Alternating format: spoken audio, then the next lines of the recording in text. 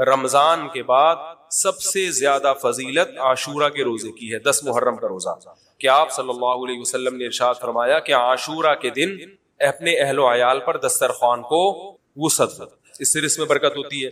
قعدہ، ذی الحجہ، محرم اور رجب، یہ 4 مہینے جو ہیں اسلام میں اشہر حرم کہلاتے ہیں۔ مفتی طارق مسعود کے بیانات کے لیے مفتی صاحب کے آفیشیل چینل مفتی طارق مسعود سپیچز کو سبسکرائب کریں۔ محرم کے حوالے سے ایک بات کر لوں، یہ 10 محرم کا روزہ، رسول اللہ صلی اللہ علیہ وسلم نے ارشاد فرمایا کہ عاشورہ کا روزہ مجھے اللہ کی رحمت سے امید ہے کہ 1 سال کے گناہوں کا کفارہ ہے، تو بڑی فضیلت ہے۔ رمضان کے بعد سب سے زیادہ فضیلت عاشورہ کے روزے کی ہے، 10 محرم کا روزہ۔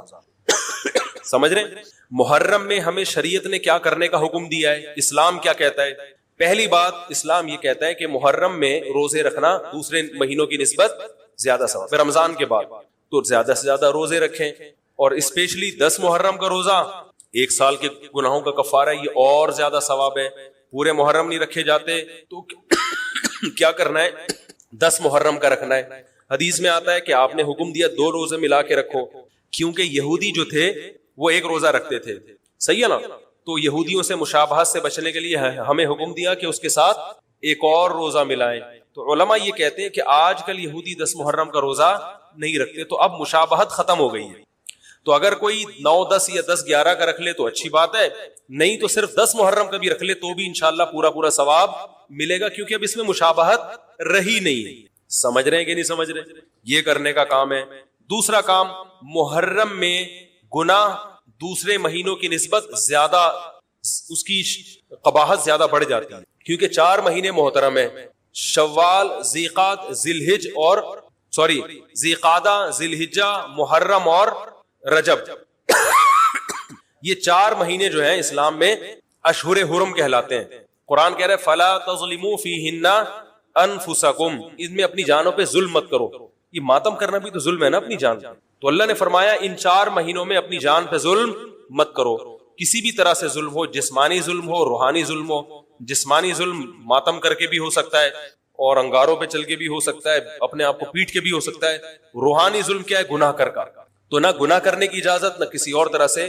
عام مہینوں میں بھی ظلم کی اجازت نہیں ہے، نہ اپنے اوپر اور نہ کسی اور پر، تو ان 4 مہینوں میں ظلم کی نوعیت بڑھ جاتی ہے۔ سمجھ رہے ہیں؟ یہ ایک محرم کی فضیلت ہے اسلام میں۔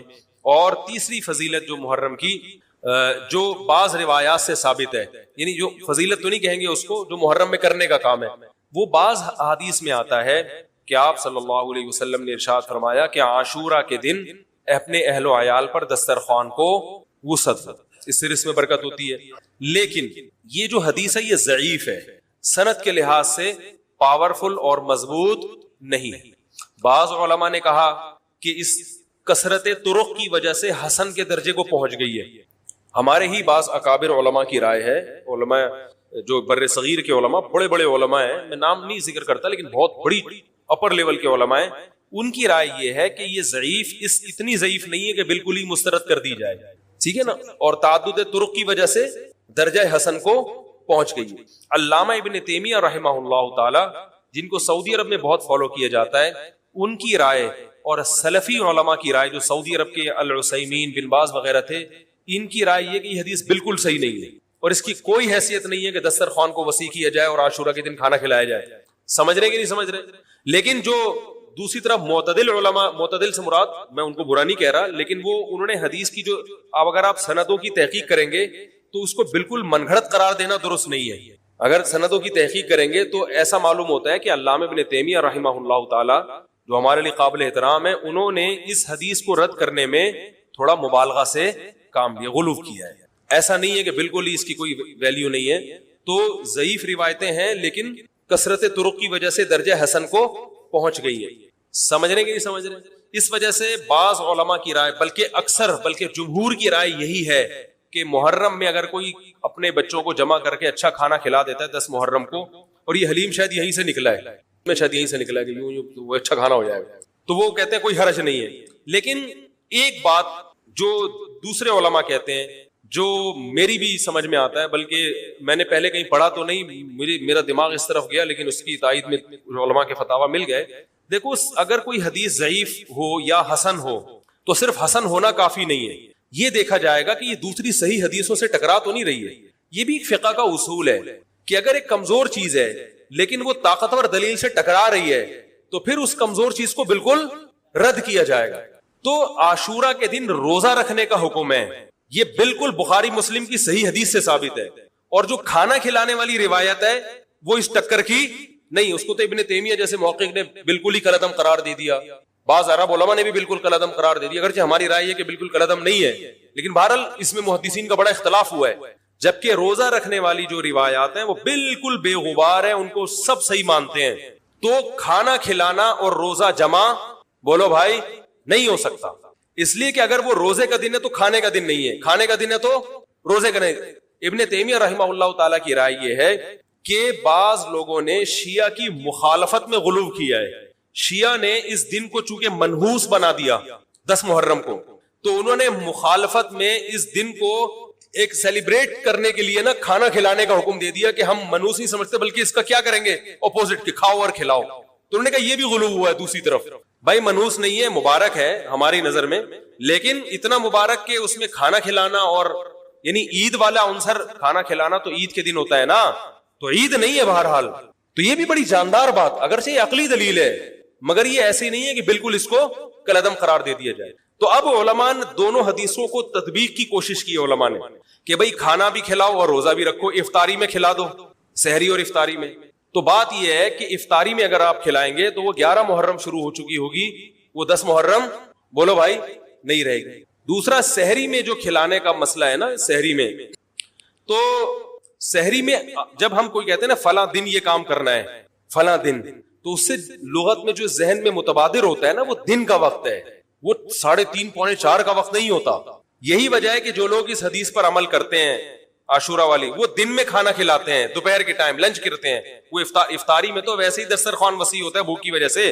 ارے بابا وہ تو ویسے ہی بچوں کو جب روزہ رکھا ہوا ہے تو اچھا کھلاؤ، سحری اچھی کراؤ، اور افطاری وہ تو ویسے ہی بھوک کی وجہ سے رمضان میں دیکھو نا کیسے کھلے دسترخوان ہوتے ہیں. تو میں نے بڑی کوشش کی دونوں حدیثوں کو جمع کریں، لیکن تکلف کے بغیر یہ ممکن نہیں ہے. تو فقہ کا ایک اصول ہے کہ جب کوئی بے غبار صحیح حدیث ہوتی ہے اور اس سے ایک اصول ثابت ہو رہا ہے تو اس کے مقابلے میں اگر کمزور روایت آئے گی جو اس سے ٹکرا رہی ہوگی تو اس کمزور روایت کو، اگرچہ وہ موضوع من گھڑت نہیں ہے، لیکن اس کمزور کو اس صحیح حدیث کی مخالفت کی وجہ سے بولو بھائی رد کر دیا جائے. اس لیے میرا نالائق کا موقف یہ ہے، میں بہت نالائق ہوں، میں اتنی بڑی بڑی باتیں کرتا نہیں ہوں، لیکن ساڑی عقلچ یہ چیز آندھی نہیں ہے کہ بھائی جو روزے کا دن ہے وہ بھوکے پیاسے رہنے کا دن ہے، وہ کھانے کھلانے کا نہیں ہے. افطاری میں تو ویسے ہی کھاؤ بھی کھلاؤ بھی. تو اور اس کا نقصان یہ بھی ہوتا ہے کہ لوگوں نے اس کھانا کھلانے کے چکر میں روزے چھوڑ دیے. سمجھ رہے ہیں، جب حلیم پکے گا تو کون روزہ رکھے گا بھائی؟ ساری رات گھوٹا لگے گا حلیم کا کہ کل دسترخوان وسیع کرنا ہے، تو پھر روزہ گیا، وہ تو تیل لینے گیا، روزہ کون رکھے گا روزہ؟ تو وہ حدیث صحیح حدیث کی بالکل اس میں ٹائٹ قسم کی مخالفت ہو رہی ہے. ٹھیک ہے نا، نالائق کی رائے. پھر بھی اگر کوئی دوسرے علماء کی رائے کو فالو کرتا ہے تو وہ کھائے بھی کھلائے بھی. میں کہتا ہوں جو مضبوط چیز ہے اس کو لینا چاہیے، جو کمزور چیز ہے اس کو چھوڑ دینا چاہیے. ہمارے حضرت مفتی رشید احمد صاحب رحمہ اللہ ایک بات کہتے تھے کہ جہاں کھانا کھلانے کی حدیث آئے گی نا وہاں مسلمان اس کو لے ہی لے گا. کھانے پینے کی جہاں بات آئے گی مسلمان کیا کرتا ہے؟ وہ کہتا ہے بس یہ صحیح ہے، یہ بالکل صحیح حدیث ہے. ٹھیک ہے نا، وہ کیا کرتا ہے؟ جن علماء کی تحقیق ہے وہ تو تحقیق سے کہہ رہے ہیں، لیکن عام پبلک کی عادت یہ ہوتی ہے کہ فتویٰ بھی اسی کا فالو کریں گے جہاں کھلانے کا تذکرہ. تو اب ہمارے کہتے ہیں جہاں کھانا کھلانے کی بات آئی مسلمان کہتا ہے بس یہ بالکل صحیح بخاری کی طرز پر ہی، بخاری کی شرط پر ہی ہے. تو بھائی بھوکا رہنا عبادت ہے، بھوکا رہنا سنت ہے. بچوں کو تو ویسے ہی کھلاؤ عاشورہ ہو یا نہیں ہو، اور سحری افطاری کرا دو اچھی سی، روزہ رکھواؤ. اور جو بالکل چھوٹے بچے ہیں وہ تو ویسے ہی کھاتے ہیں. اس لیے اور پھر اس کا نقصان کیا ہو رہا ہے؟ حلیم کے گھوٹے لگ رہے ہیں پوری پوری رات بیٹھ، اس کے الگ نقصانات ہیں، سبیلیں لگ رہی ہیں. حضرت حسین رضی اللہ تعالیٰ عنہ تو کربلا میں شدید گرمی میں بھوکے اور پیاسے اپنی جان دیتے ہیں، اور یہاں ہم کیا کر رہے ہیں؟ کھانا کھا رہے ہیں، دیگیں پکا رہے ہیں، شربت پی رہے ہیں. تو یہ بات عقل میں آنے والی نہیں ہے. اور عاشورہ کے دن کی مناسبت سے روزہ ہی، محرم کے حوالے سے ایک بات کر لوں، یہ 10 محرم کا روزہ رسول اللہ صلی اللہ علیہ وسلم نے ارشاد فرمایا کہ عاشورہ کا روزہ مجھے اللہ کی رحمت سے امید ہے کہ 1 سال کے گناہوں کا کفارہ ہے. بڑی فضیلت ہے. رمضان کے بعد سب سے زیادہ فضیلت عاشورہ کے روزے کی ہے, 10 محرم کا روزہ. سمجھ رہے ہیں محرم میں ہمیں شریعت نے کیا کرنے کا حکم دیا ہے, اسلام کیا کہتا ہے؟ پہلی بات اسلام یہ کہتا ہے کہ محرم میں روزے رکھنا دوسرے مہینوں کی نسبت زیادہ ثواب ہے. رمضان کے بعد تو زیادہ سے زیادہ روزے رکھیں, اور اسپیشلی 10 محرم کا روزہ 1 سال کے گناہوں کا کفارہ ہے, یہ اور زیادہ ثواب ہے.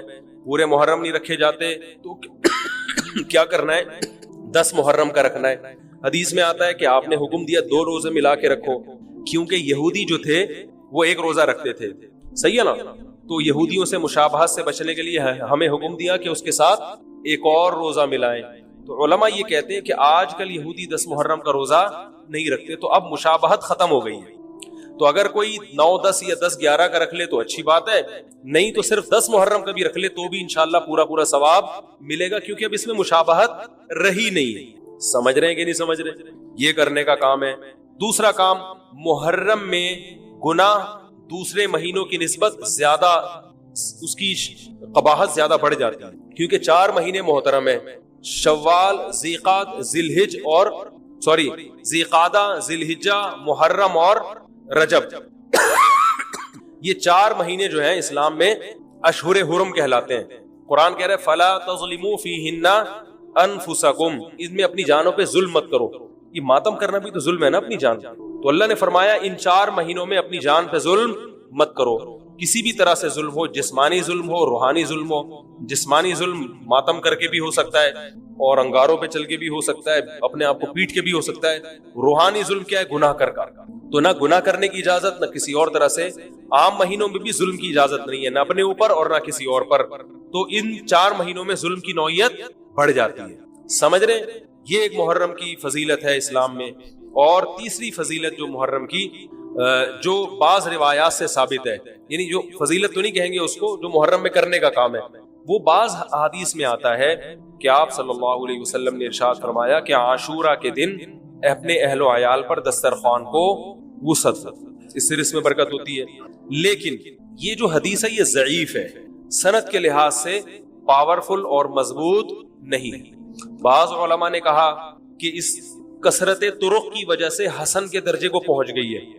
ہمارے ہی بعض اکابر علماء کی رائے ہے, علماء جو بر صغیر کے علماء, بڑے بڑے علماء ہیں, میں نام نہیں ذکر کرتا لیکن بہت بڑی اپر لیول کے علماء ہیں, ان کی رائے یہ ہے کہ یہ ضعیف, اتنی ضعیف نہیں ہے کہ بالکل ہی مسترد کر دی جائے, ٹھیک ہے نا, اور تعدد طرق کی وجہ سے درجہ حسن کو پہنچ گئی. علامہ ابن تیمیہ رحمہ اللہ تعالی, جن کو سعودی عرب میں بہت فالو کیا جاتا ہے, ان کی رائے اور سلفی علماء کی رائے, جو سعودی عرب کے العثیمین, بن باز وغیرہ تھے, ان کی رائے یہ کہ یہ حدیث بالکل صحیح نہیں ہے, اور اس کی کوئی حیثیت نہیں ہے کہ دسترخوان کو وسیع کیا جائے اور عاشورہ کے دن کھانا کھلایا جائے. سمجھ رہے کہ نہیں سمجھ رہے؟ لیکن جو دوسری طرف معتدل علماء, معتدل سے مراد میں ان کو برا نہیں کہہ رہا, لیکن وہ انہوں نے حدیث کی جو, اب اگر آپ سندوں کی تحقیق کریں گے تو اس کو بالکل من گھڑت قرار دینا درست نہیں ہے. اگر سندوں کی تحقیق کریں گے تو ایسا معلوم ہوتا ہے کہ علامہ ابن تیمیہ رحمہ اللہ تعالی, جو ہمارے لیے قابل احترام ہے, انہوں نے اس حدیث کو رد کرنے میں تھوڑا مبالغہ سے کام لیا, غلو کیا ہے. ایسا نہیں ہے کہ بالکل ہی اس کی کوئی ویلیو نہیں ہے. تو ضعیف روایتیں ہیں لیکن کثرت طرق کی وجہ سے درجہ حسن کو پہنچ گئی ہے. سمجھنے کے نہیں سمجھ رہے؟ اس وجہ سے بعض علماء کی رائے, بلکہ جمہور کی رائے یہی ہے کہ محرم میں اگر کوئی اپنے بچوں کو جمع کر کے اچھا کھانا کھلا دیتا ہے 10 محرم کو, اور یہ حلیم شاید یہیں سے نکلا ہے, میں شاید یہیں سے نکلا ہے کہ وہ اچھا کھانا ہو جائے گا, تو وہ کہتے ہیں کوئی حرج نہیں ہے. لیکن ایک بات جو دوسرے علماء کہتے ہیں, جو میری بھی سمجھ میں آتا ہے, بلکہ میں نے پہلے کہیں پڑھا تو نہیں, میرا دماغ اس طرف گیا, لیکن اس کی تائید میں علماء کے فتاوی مل گئے. دیکھو, اگر کوئی حدیث ضعیف ہو یا حسن ہو تو صرف حسن ہونا کافی نہیں ہے, یہ دیکھا جائے گا کہ یہ دوسری صحیح حدیثوں سے ٹکرا تو نہیں رہی ہے. یہ بھی ایک فقہ کا اصول ہے کہ اگر ایک کمزور چیز ہے لیکن وہ طاقتور دلیل سے ٹکرا رہی ہے تو پھر اس کمزور چیز کو بالکل رد کیا جائے گا. تو عاشورہ کے دن روزہ رکھنے کا حکم ہے, یہ بالکل بخاری مسلم کی صحیح حدیث سے ثابت ہے. اور جو کھانا کھلانے والی روایت ہے وہ اس ٹکر کی نہیں, اس کو تو ابن تیمیہ جیسے محقق نے بالکل ہی کالعدم قرار دے دیا, بعض عرب علماء نے بھی بالکل کالعدم قرار دے دیا, اگرچہ ہماری رائے ہے کہ بالکل کالعدم نہیں ہے, لیکن بہرحال اس میں محدثین کا بڑا اختلاف ہوا ہے. جبکہ روزہ رکھنے والی جو روایات ہیں وہ بالکل بے غبار ہیں, ان کو سب صحیح مانتے ہیں. تو کھانا کھلانا اور روزہ جمع بولو بھائی نہیں ہو سکتا، اس لیے کہ اگر وہ روزے کا دن ہے تو کھانے کا دن نہیں ہے، کھانے کا دن ہے تو روزے کا نہیں۔ ابن تیمیہ رحمہ اللہ تعالیٰ کی رائے یہ ہے کہ بعض لوگوں نے شیعہ کی مخالفت میں غلو کیا ہے، شیعہ نے اس دن کو چونکہ منحوس بنا دیا 10 محرم کو، تو انہوں نے مخالفت میں اس دن کو ایک سیلیبریٹ کرنے کے لیے نا کھانا کھلانے کا حکم دے دیا کہ ہم منحوس نہیں سمجھتے بلکہ اس کا کیا کریں گے اپوزٹ کہ کھاؤ اور کھلاؤ۔ تو انہوں نے کہا یہ بھی غلو ہوا ہے دوسری طرف، بھائی منحوس نہیں ہے، مبارک ہے ہماری نظر میں، لیکن اتنا مبارک کہ اس میں کھانا کھلانا اور یعنی عید والا عنصر کھانا کھلانا تو عید کے دن ہوتا ہے نا، تو عید نہیں ہے بہرحال۔ تو یہ بھی بڑی جاندار بات، اگرچہ یہ عقلی دلیل ہے مگر یہ ایسی نہیں ہے کہ بالکل اس کو کالعدم قرار دے دیا جائے۔ تو اب علماء نے دونوں حدیثوں کو تطبیق کی کوشش کی علماء نے کہ بھئی کھانا بھی کھلاؤ اور روزہ بھی رکھو، افطاری میں کھلا دو، سحری اور افطاری میں۔ تو بات یہ ہے کہ افطاری میں اگر آپ کھلائیں گے تو وہ 11 محرم شروع ہو چکی ہوگی، وہ 10 محرم بولو بھائی نہیں رہے گی۔ دوسرا سحری میں جو کھلانے کا مسئلہ ہے نا، سحری میں تو سحری میں جب ہم کوئی کہتے ہیں نا فلاں دن یہ کام کرنا ہے فلاں دن، تو اس سے لغت میں جو ذہن میں متبادر ہوتا ہے نا وہ دن کا وقت ہے، وہ 3:30 پونے 4 کا وقت نہیں ہوتا۔ یہی وجہ ہے کہ جو لوگ اس حدیث پر عمل کرتے ہیں عاشورہ والی، وہ دن میں کھانا کھلاتے ہیں، دوپہر کے ٹائم لنچ کرتے ہیں، وہ افطاری میں تو ویسے ہی دسترخوان وسیع ہوتا ہے بھوک کی وجہ سے۔ ارے بابا وہ تو ویسے ہی بچوں کو جب روزہ رکھا ہوا ہے تو اچھا کھلاؤ، سحری اچھی کراؤ، اور افطاری وہ تو ویسے ہی بھوک کی وجہ سے رمضان میں دیکھو نا کیسے کھلے دسترخوان ہوتے ہیں۔ تو میں نے بڑی کوشش کی دونوں حدیثوں کو جمع کریں، لیکن تکلف کے بغیر یہ ممکن نہیں ہے۔ تو فقہ کا ایک اصول ہے کہ جب کوئی بے غبار صحیح حدیث ہوتی ہے اور اس سے ایک اصول ثابت ہو رہا ہے تو اس کے مقابلے میں اگر کمزور روایت آئے گی جو اس سے ٹکرا رہی ہوگی تو اس کمزور روایت کو، اگرچہ وہ موضوع من گھڑت نہیں ہے لیکن اس کمزور کو اس صحیح حدیث کی مخالفت کی وجہ سے بولو بھائی رد کر دیا جائے۔ اس لیے میرا نالائق کا موقف یہ ہے، میں بہت نالائق ہوں، میں اتنی بڑی بڑی باتیں کرتا نہیں ہوں، لیکن ساڑی عقلچ یہ چیز آندھی نہیں ہے کہ بھائی جو روزے کا دن ہے وہ بھوکے پیاسے رہنے کا دن ہے، وہ کھانے کھلانے کا نہیں ہے۔ افطاری میں تو ویسے ہی کھاؤ بھی کھلاؤ بھی۔ تو اور اس کا نقصان یہ بھی ہوتا ہے کہ لوگوں نے اس کھانا کھلانے کے چکر میں روزے چھوڑ دیے۔ سمجھ رہے ہیں، جب حلیم پکے گا تو کون روزہ رکھے گا بھائی؟ ساری رات گھوٹا لگے گا حلیم کا کہ کل دسترخوان وسیع کرنا ہے، تو پھر روزہ گیا وہ تو تیل لینے گیا، روزہ کون رکھے گا روزہ؟ تو وہ حدیث صحیح حدیث کی بالکل اس میں ٹائٹ قسم کی مخالفت ہو رہی ہے، ٹھیک ہے نا۔ نالائق کی رائے، پھر بھی اگر کوئی دوسرے علماء کی رائے کو فالو کرتا ہے تو کھائے بھی کھلائے بھی۔ میں کہتا ہوں جو مضبوط چیز ہے اس کو لینا چاہیے، جو کمزور چیز ہے اس کو چھوڑ دینا چاہیے۔ ہمارے حضرت مفتی رشید احمد صاحب رحمہ اللہ ایک بات کہتے تھے کہ جہاں کھانا کھلانے کی حدیث آئے گی نا وہاں مسلمان اس کو لے ہی لے گا، کھانے پینے کی جہاں بات آئے گی مسلمان کیا کرتا ہے؟ وہ کہتا ہے بس یہ صحیح ہے، یہ بالکل صحیح حدیث ہے، ٹھیک ہے نا۔ وہ کیا کرتا ہے؟ جن علماء کی تحقیق ہے وہ تو تحقیق سے کہہ رہے ہیں، لیکن عام پبلک کی عادت یہ ہوتی ہے کہ فتویٰ بھی اسی کا فالو کریں گے جہاں کھلانے کا تذکرہ۔ تو اب ہمارے کہتے ہیں جہاں کھانا کھلانے کی بات آئی مسلمان کہتا ہے بس یہ بالکل صحیح بخاری کی طرز پر ہی، بخاری کی شرط پر ہی ہے۔ تو بھائی بھوکا رہنا عبادت ہے، بھوکا رہنا سنت ہے۔ بچوں کو تو ویسے ہی کھلاؤ عاشورہ ہو یا نہیں ہو، اور سحری افطاری کرا دو اچھی سی، روزہ رکھواؤ، اور جو بالکل چھوٹے بچے ہیں تو ویسے ہی کھاتے ہیں۔ اس لیے اور پھر اس کا نقصان کیا ہو رہا ہے؟ حلیم کے گھوٹے لگ رہے ہیں پوری پوری رات بیٹھ، اس کے الگ نقصانات ہیں، سبیلیں لگ رہی ہیں۔ حضرت حسین رضی اللہ تعالیٰ عنہ تو کربلا میں شدید گرمی میں بھوکے اور پیاسے اپنی جان دیتے ہیں، اور یہاں ہم کیا کر رہے ہیں؟ کھانا کھا رہے ہیں، دیگیں پکا رہے ہیں، شربت پی رہے ہیں۔ تو یہ بات عقل میں آنے والی نہیں ہے۔ اور عاشورہ کے دن کی مناسبت سے روزہ ہی سکون سے، امن سے، شانتی سے رہو، ٹھیک ہے، لیکن کسی کا مذہب بھی قبول نہیں کرو۔ دیکھو ہندو بھی ہیں ہمارے ملک میں، عیسائی بھی ہیں، وہ تو بالکل ہی الگ مذہب ہے نا، وہ تو اللہ رسول کو صاف لفظوں میں انکار کرتے ہیں۔ تو ہم کہتے ہیں بھائی ٹھیک ہے، تم لکم دینکم ولی دین، تم جاؤ تمہیں جو سمجھ میں آتا ہے کرو۔ تو ایسے ہی شیعہ سنی کا جو اختلاف ہے وہ اگر زبان کی حد تک رہے، دلائل کی حد تک رہے تو ٹھیک ہے، لڑائی بڑائی والا معاملہ ہوگا تو معاملہ کیا بنے گا؟ کیچڑ اچھالنا ایک دوسرے پہ۔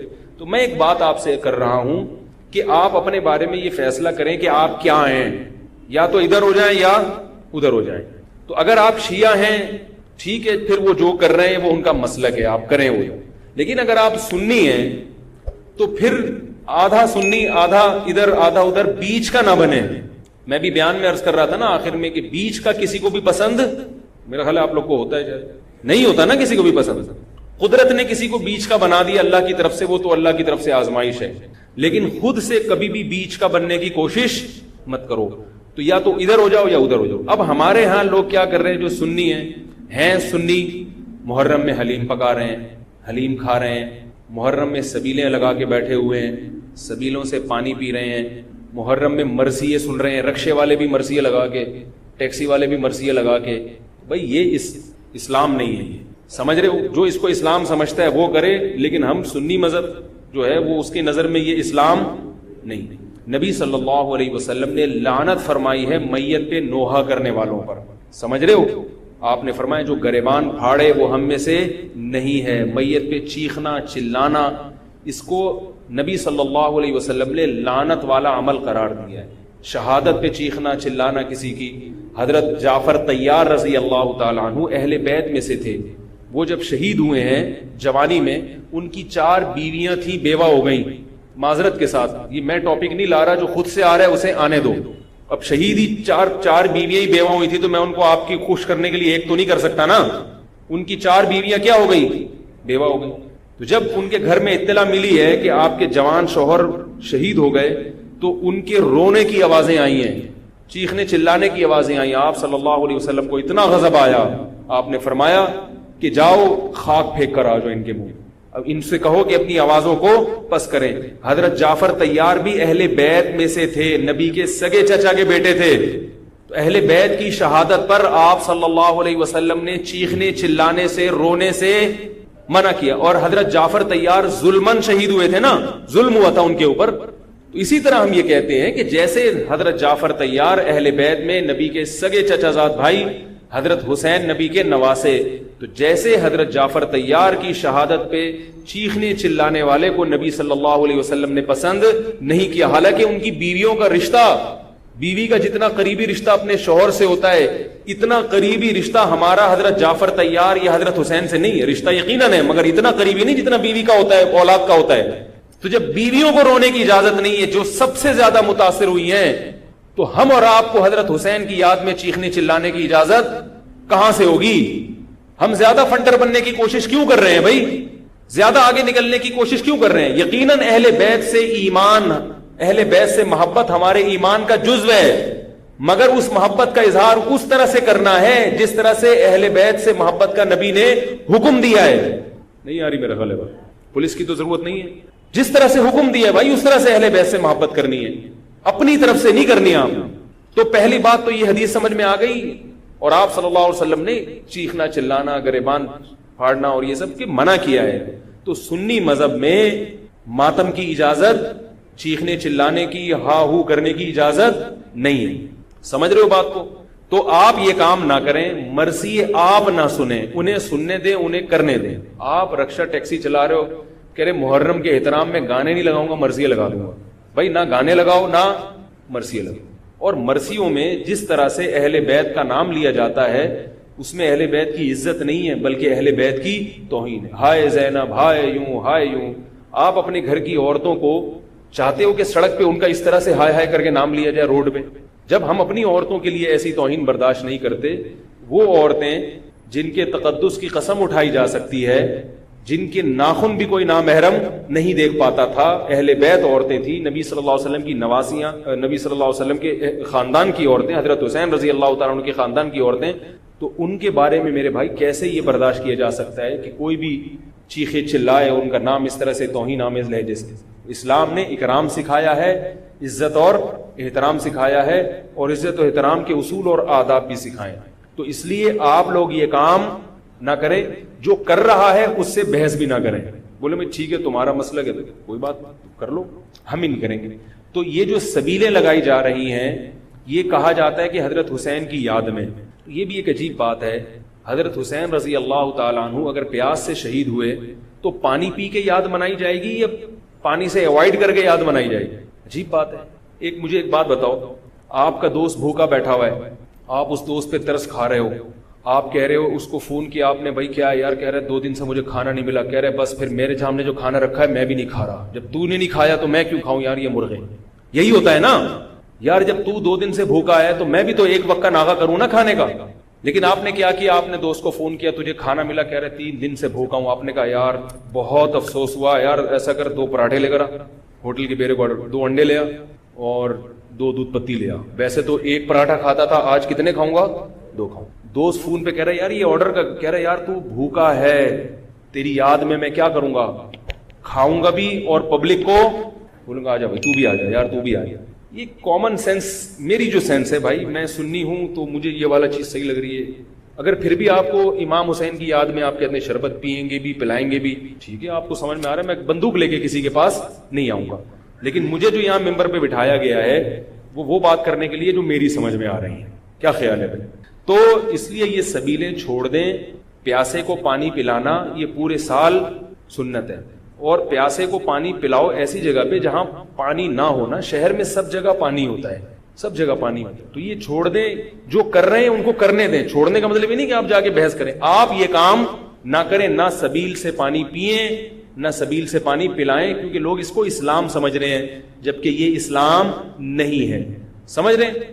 اس طرح محرم میں حلیم کا جو فلسفہ بیان کیا جاتا ہے وہ یہ بتایا جاتا ہے کہ حضرت حسین کو کچھ بھی نہیں ملا تھا کھانے کو, کچھ بھی نہیں ملا تھا, تو ہم اب سب چیزوں کا ایک مرغوبہ بنا کے پبلک کو کھلائیں گے, جس سے یہ پتا چلے گا کہ دیکھو حلیم میں گوشت بھی ہے تو حضرت حسین کو گوشت بھی نہیں ملا, حلیم میں چاول بھی ہے تو چاول بھی نہیں ملے ان کو, حلیم میں دال بھی ہے تو ان کو دال بھی نہیں ملی, حلیم میں جو بھی ہے تو ان کو جو بھی نہیں ملی.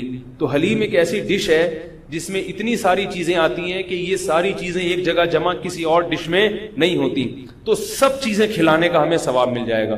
یہ بھی وہی ہے کہ انہیں کچھ بھی نہیں ملا اور آپ ان کی یاد میں سب کچھ کھا بھی رہے ہو اور سب کچھ کھلا بھی رہے ہو حلیم کے نام. تو یہ بھی کامن سینس کی چیزیں نہیں ہیں, اس لیے چھوڑ دو اللہ کا واسطہ. لوگ کیا کہتے ہیں, میں محرم میں حلیم اس نیت سے نہیں پکا رہا, میں تو ویسے ہی پکا رہا ہوں. تو ویسے ہی تو نے سفر میں کیوں نہیں پکایا, ویسے ہی آپ ربیع الاول میں کیوں نہیں پکا لیتے, ویسے ہی آپ رمضان میں کیوں نہیں پکا لیتے, آج ہی ویسے ہی خیال آیا, تو بھائی چھوڑ دو. یہ اسلام خدا کی قسم بدنام ہو رہا ہے دنیا میں. غیر مسلم جب یہ اسلام دیکھے گا اس کو اسلام میں اٹریکشن نظر آئے گی, وہ حلیم کھانے کے لیے مسلمان ہوگا, وہ شب برات کے پٹاخوں کے لیے حلووں کے لیے ہوگا. نبی سے صحابہ نے پوچھا کہ اسلام کیا ہے, تو آپ صلی اللہ علیہ وسلم نے مختلف حدیثوں میں اس کا مختلف جواب دیا ہے. ایک جگہ فرمایا کہ اسلام ہے کلمہ شہادت, صرف ایک خدا ہے ہمارا, اور نماز قائم کرنا, زکوٰۃ ادا کرنا, حج کرنا اور روزے رکھنا. ایک جگہ فرمایا اسلام یہ ہے کہ تم غربا کا خیال کرو, ان تطعم الطعام, لوگوں کو کھانا کھلاؤ. یہ مطلب نہیں حلیم کھلاؤ, کھانے کا مطلب یہ کہ لوگوں کی بنیادی ضرورتیں سارا سال پوری کرو. اس کو سفر میں ضرورت ہے تو محرم کا انتظار جب غریب کو موقع ملے, کبھی دیکھو محلے پڑوس میں رشتہ داروں میں کوئی غریب ہے اس کا خیال کرو. آپ سمجھ میں نہیں آ رہی میرا خیال ہے. اچھا, تو اسی طرح جو میں نے عرض کیا آپ کو, یہ جو قصے کہانیاں ہیں کربلا سے غیر ضروری واقعات, یہ میں نے بتایا کہ غلط ہوتے ہیں, ان کو بھی نہ سنا کریں آپ. ان کے غلط ہونے کی ایک دلیل تو میں بیان سے پہلے دے چکا ہوں. ایک اور دلیل کہ جو خطیب لوگ, چاہے وہ شیعہ ہوں یا بعض سنی, سب میں ہیں ایسے لوگ, تو یہ غلط ہونے کی بڑی دلیل ایک اور یہ بھی ہے کہ اگر یہ قصہ خطیب لوگ جو حقیقی واقعہ ہے وہ بیان کرتے تو ایک ہی قصہ کئی بار انسان سن نہیں پاتا. نہیں یاری بات بھائی, یہ قصہ اب جیسے میں نے یہ قصہ آج بیان کر دیا, واقعہ بیان کیا, اب میں دوبارہ یہ واقعہ بیان کروں تیسری, آپ بولو گے یار تھک گئے مولوی صاحب, ٹاپک چینج کرو. لیکن آپ دیکھ رہے ہیں کہ جو خطیب لوگ ہیں وہ محرم میں پورا محرم ان کا یہ کربلا کا واقعہ بیان کرتے ہیں, لیکن لوگ تھکتے نہیں ہیں. اس کا مطلب ہر واقعہ اور ہر تقریر دوسری تقریر سے جدا اور منفرد ہوتی ہے, ورنہ پبلک سنے گی نہیں. کتنی مضبوط دلیل دے رہا ہوں آپ کو. اس کا مطلب ہے ہر خطیب کو پبلک کے لیے اس بیان کو اٹریکٹیو بنانے کے لیے اس واقعے میں تھوڑا سا ٹماٹر اور دہی کا تڑکا لگانا پڑا. کبھی وائٹ کڑھائی ہوگی دہی والی, کبھی ٹماٹر والی کڑھائی ہوگی, کبھی گرین کڑھائی ہوگی. تو کڑھائی کا تڑکا چینج ہوگا تو پھر صبح کی کڑھائی دوپہر کھا سکتے ہیں, رات کو بھی کڑھائی کھا سکتے ہیں, ورنہ دوپہر جب آپ نے کڑھائی کھا لی رات کو وہ کڑھائی آپ نہیں کھاؤ گے. انسان ایک دفعہ کھا کے دل بھر جاتا ہے اسے. تو یہ خود اس بات کی دلیل ہے, خطیب ہر بیان میں کوئی نئی چیز لے کر آ رہا ہے. اس کا مطلب ہے کہ بھائی ایک واقعہ تھا تو وہ ایک ہی دفعہ ہوا ہے نا واقعہ, اس کو ہر دفعہ وہی ہونا چاہیے نا. ہر دفعہ آپ نے اس میں کچھ نئی چیز لایا ہو تو اس کا مطلب ہے دال میں گڑبڑ ہے. یہ بھی اس بات کی دلیل ہے. اس لیے یہ چیزیں چھوڑ دیں. رہا یہ مسئلہ کہ لوگوں کے گھر سے حلوے آ جاتے ہیں, کھانا آ جاتا ہے, تو بھائی بہتر یہ ہے کہ ان کو محبت کے ساتھ منع کر دیں. بولے ہم حضرت حسین رضی اللہ تعالیٰ عنہ سے محبت ضرور کرتے ہیں مگر کھا کے, بولو بھائی نہیں, روزہ رکھ کے, ٹھیک ہے, ہم نہیں کھائیں گے. اور اگر آپ یہ سمجھتے ہیں کہ لڑائی ہو جائے گی, بعض دفعہ وہ بیچارے نے تقریر تو نہیں سنی ہوتی, وہ تو محبت میں ہی لا رہا ہے, تو اگر لڑائی ہو جائے گی تو رکھ لیں, لیکن محبت سے اس کو مسئلہ سمجھا دیں, یار میں رکھ رہا ہوں تاکہ تمہارا دل نہ ٹوٹے مگر یہ ہے غلط. رہا یہ مسئلہ کہ اس کو کھا بھی لیں, اب آپ ایک دم نا سارے جوش میں ہو گئے, یار اگلا بتاؤ, یار اگلا اسٹیپ ہمارے لیے بہت امپورٹنٹ ہے, یہ ایک مسئلہ نہیں ہے رکھنا نہ رکھنا. رکھ لیا تو اب کیا کریں, اب آپ جوش میں آ رہے ہو, اب میں آپ کو 2 گھنٹے بھی بٹھا کے رکھوں نا آپ بیٹھ جاؤ گے, میں کہوں 2 گھنٹے بعد جواب دوں گا آپ بیٹھے رہو گے یہاں. اب کیا کرنا ہے, تو وہ کھانا حلال ہے یا نہیں, اس کا مدار اس پر ہے کہ اگر وہ حضرت حسین کو خوش کرنے کے لیے صدقہ کیا ہے, خوش کرنے کے لیے, تو غیر اللہ کا تقرب حاصل کرنے کے لیے کوئی عبادت کرنا یہ شرک ہے. آئی بات سمجھ میں؟ نہیں آ رہی میرا خیال ہے. صدقہ خیرات صرف کس کے لیے ہوتا ہے, اللہ کی رضا کے لیے. پھر تو وہ چونکہ غیر اللہ کے لیے ہے وہ حرام ہے, اس کا کھانا بالکل ناجائز. اور اگر کسی نے حضرت حسین کو ثواب پہنچانے کے لیے یہ کام کیا ہے, آئی بات سمجھ میں, مقصد اللہ کی رضا ہے, نیت یہ کہ حضرت حسین کو اس صدقے کا ثواب پہنچ جائے, تو یہ عمل بدعت ہے مگر اس سے وہ کھانا حرام, بولو بھائی نہیں ہو. قبول کرنا غلط ہے کیونکہ اس سے بدعت کی تائید ہو رہی ہے, مگر وہ کھانا حرام نہیں ہوتا, کھانا وہ جائز ہے, اس کو پھینکے نہیں, کھا لیں, میرے گھر نہ بھیجیں, ٹھیک ہے, خود کھا لیں آپ اس کو. یہی مسئلہ ربیع الاول کے حلووں کا بھی یہی مسئلہ ہے, 11ویں شریف کا بھی یہی ہے کہ اگر کسی نے 11ویں شریف حضرت گیلانی رحمۃ اللہ علیہ کو ثواب پہنچانے کے لیے 11ویں نکالی ہے, تو ثواب تو کسی کو بھی پہنچایا جا سکتا ہے, لیکن چونکہ وہ اس کو ضروری سمجھ رہے ہیں یا افضل سمجھ رہے ہیں اور دن متعین کر لیا, تو یہ بدعت تو ہے, لہذا اس 11ویں شریف کے حلوے کو قبول نہ کریں, بدعت کی تائید ہے. اور اگر پھڈے بازی کا اندیشہ ہے, لڑائی جھگڑا ہے, محلے داری بھی کرنی ہے, لوگ کہتے ہیں مولوی صاحب تمہیں تو محلے داری کرنی نہیں ہوتی, آپ لوگ تو مسجد سے آئے نکل لیے بدلی گلی سے, ہم تو محلے داری بھی کرنی ہوتی ہے. تو اگر ڈر ہے کہ نفرتیں پھیلیں گی تو قبول کر لیں, لیکن محبت سے اس کو سمجھا دیں, اور جب قبول کر لیا تو ضائع کرنے سے بہتر ہے کہ اس کو کھا لیں, رزق ہے وہ. لیکن اگر کسی نے نیاز نکالی حضرت گیلانی کو خوش کرنے کے لیے کہ اس سے ان کا قرب حاصل ہوگا, وہ خوش ہوں گے, ان کی رضا مقصد ہے, تو پھر یہ کیا ہے, شرک ہے. کیونکہ صدقات و خیرات صرف اور صرف جانور کا حلال کرنا صرف اللہ کے لیے, صدقہ, یہ عبادت جتنی بھی ہیں وہ صرف کس کے لیے ہوتی ہیں, اللہ کے لیے ہوتی ہیں. سمجھ رہے ہو بات کو؟ تو پھر اگر غیر اللہ کے لیے ہے, پھر یہ نظر لغیر اللہ ہے, یہ حرام ہے, ناپاک ہے, نجس ہے. پھر ایسی صورت میں آپ اس کو نہیں کھا سکتے. کیا پوچھ رہے ہیں آپ؟ ہاں یہ بڑا سوال. اب آپ ڈسٹرب ہو رہے ہیں کہ آپ نے تو بجائے فائدے کے ہمیں اور کنفیوز کر دیا. پتہ کیسے چلے گا کہ یار یہ کیا ہے؟ تو پتہ ایسے چلے گا, اس سے پوچھ لو, اس سے پوچھ لو بھائی یہ کیا ہے, یہ کیوں لا رہے ہو, تو بتا دے یار یہ حضرت حسین کی یاد میں ہے. تو آپ بولو حضرت حسین کی یاد کیا کمی مطلب ہے, ان کو ثواب پہنچانے کو کہتے ہیں, ثواب پہنچانے کو. بولو یار غلط ہے, بدعت ہے, لیکن بسم اللہ. اس لیے کوشش کریں کہ رد کر دیں اس کو. یہ تو میں قبول کرنے کا اس صورت میں کہہ رہا ہوں کہ بہت ہی کوئی مسئلہ, بعض لوگ پھر دینداروں سے نفرت کرتے ہیں, اس نے تو پورا بیان نہیں سنا ہوگا نا, بہت سو بیچاروں میں جہالت بھی ہوتی ہے, ان کو پتہ نہیں ہوتی. لڑے نہیں کسی سے, محبت سے انکار کرتے ہیں, یار ہم لوگ حلوے مانڈے والے نہیں. میرے گھر تو پہلے, اب تو یہ چیزیں آتی نہیں ہیں, لیکن لوگوں نے جائز چیزیں چھوڑنا بھی بھیج دی ہیں. او بھائی میں نے حلوے مانڈوں کا انکار کیا ہے, عید پہ عید الفطر کا دن کتنا مبارک ہوتا ہے, اس میں تو ایک دوسرے کے ہاں کچھ لے جانے. میں پاکستان کا واحد امام ہوں جس کے ہاں عید الفطر کے دن بھی کچھ نہیں آتا. میں اللہ کا شکر ہے کھانے پینے کا بھوکا نہیں ہوں, الحمدللہ مجھے اللہ نے بہت رزق دیا. ایک دن میں نے اپنے خاص دوست سے پوچھا, میں نے کہا یار عید کے دن تو امام کو تو لوگ تھوڑا سا پوچھ لیتے ہیں, ٹھیک ہے اللہ نے مجھے بہت دیا ہے, لیکن اتنا بھی پھیکا نہیں ہونا چاہیے پبلک کو کہ امام سے اتنی عقیدت تو ہوتی ہے. یار عید بقرعید میں تو اڑوس پڑوس لوگ امام صاحب کے گھر کوئی بریانی شریانی. میں نے کہا مجھے شوق نہیں ہے کوئی بریانی شریانی کا, لیکن مجھے لوگوں کے اس ایٹیٹیوڈ پہ تعجب ہوتا ہے کہ مجھے 10 سال ہو گئے تو عید پہ تو کچھ بھیج دو. تو ان صاحب نے مجھے کہا اسی محلے کے, انہوں نے کہا اصل میں لوگ ایسا نہیں ہے کہ آپ سے نفرت کرتے ہیں, آپ نے بیانات اس قسم کے کیے ہوئے ہیں کھانے پینے کے بارے میں کہ لوگ ڈرتے ہیں. لوگ کیا کرتے ہیں, ڈرتے ہیں ابھی کہیں بھیج دیا تو ایسا نہ ہو کہ وہیں سے واپس کر دیں. یہ اتنا سخت آپ نے اس میں موقف اختیار کیا ہے. تو میں نے کہا وہ تو حلوے مانڈوں کے بارے میں اختیار کیا. تو خیر عید پہ اب امید ہے انشاءاللہ, ٹھیک ہے, لیکن نہ بھیجیں آپ لوگ, محبت بس زبان سے اظہار کر دیں. میں ایک مسئلہ بیان کر رہا ہوں کہ میرے بیانات اس بارے میں ایسے ہوتے ہیں کہ لوگ یہ سمجھتے ہیں کہ یہ نفس ہدیے کے ہی خلاف ہے, ان کو ہدیہ دیا تو تھپڑ نہ مار دیں کھینچ کے, تو ایسا ایٹیٹیوڈ. میں نے کہا اچھا ہے یہی رہنے دو, اس سے ایک تھوڑی سی لوگوں میں عزت رہے گی کہ لوگ سمجھتے ہیں بڑی سینگ ہے نہیں مگر ٹکر مارتے ہیں یہ. تو یہ اس لیے ہم نے سخت موقف اختیار کیا ہے کہ لوگ امام کو کی توہین کرتے ہیں. اب ایک صاحب کے ابا کا انتقال ہو گیا, ہر جمعرات کو میرے گھر کوفتے, انڈے آلو اور کوفتے لے کر آ رہے ہیں. ہم تو جمعراتی مولوی ہیں نہیں, مجھے یہ پتہ ہی نہیں تھا کہ آج جمعرات ہے. میں نے کہا چلو بیچارہ عقیدت محبت میں لا رہا ہے تو میں رکھ لیتا تھا. گھر والوں نے پھر جب ہر جمعرات کو ہونے لگا تو گھر والوں نے جمعرات کو رات کو کھانا پکانا ہی چھوڑ دیا. انہوں نے کہا یار جب آ ہی جاتا ہے تو میں نے کہا چلو ٹھیک ہے اللہ دے رہا ہے. بیچارہ ہے بھی عقیدت محبت, میرا نمازی تھا, کوفتوں کا ٹائٹ قسم کا بڑا مزیدار سالن آ رہا تھا. ایک دن مجھے خیال ہوا کہ یار کچھ دن پہلے ان کے ابا کا بھی انتقال ہوا ہے اور یہ جمعرات بھی ہے, ایسا تو نہیں ابا کے ثواب کے لیے مجھے کھلا رہے ہوں.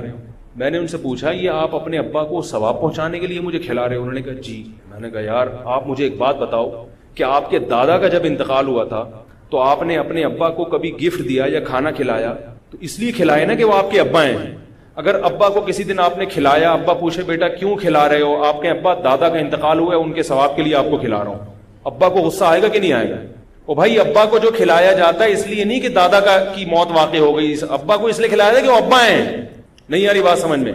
آپ اپنی منگیتر کو ایزی لوڈ کرا رہے ہو 500 کا, وہ کہے بھائی کیوں کرا رہے ہو؟ اصل جواب یہ کہ بھائی وہ تو غلط ہے یہ ایزی لوڈ نہ کرایا کریں, لیکن جو آج کل عرف چل رہا ہے آپ کیا کہو گے؟ بھائی ایک تعلق ہے, ایک محبت ہے, میں چاہتا ہوں یہ رشتہ نہ ٹوٹے, یہ کہو گے نا. اگر آپ نے کہا میری چونکہ دادی کا انتقال ہوا ہے تو چونکہ ان کو ثواب پہنچانے کے لیے کوئی غریب مسکین بھیکاری مل نہیں رہا تھا تو میں نے کہا تم ہی ہو غریب تو چلو میں تمہیں 500 روپے کا بیلنس لوڈ کرا دوں, اس کو غصہ آئے گا کہ نہیں آئے گا؟ اگر اس میں غیرت ہوگی تو غصہ آئے گا. تو یاد رکھو عزت دار, جس کو عزت دار, میں نہیں کہہ رہا میں عزت دار ہوں, لیکن جس کی کو آپ عزت دار سمجھتے ہو اس کو ہدیہ دیا جاتا ہے, اس پہ صدقہ نہیں کیا جاتا, ثواب پہنچانے کے لیے نہیں, ہدیہ دیا جاتا ہے اس کے اکرام کے لیے, اس سے محبت بڑھانے کے لیے, اس سے تعلق بڑھانے کے لیے. تو علماء کو ہدیہ دیا کرو ثواب کی نیت سے نہیں, محبت کی نیت سے. ثواب غریبی میں خود بخود ملے گا. نہیں یاری میرا خیال ہے ثواب خود بخود غریبی میں مل جائے گا.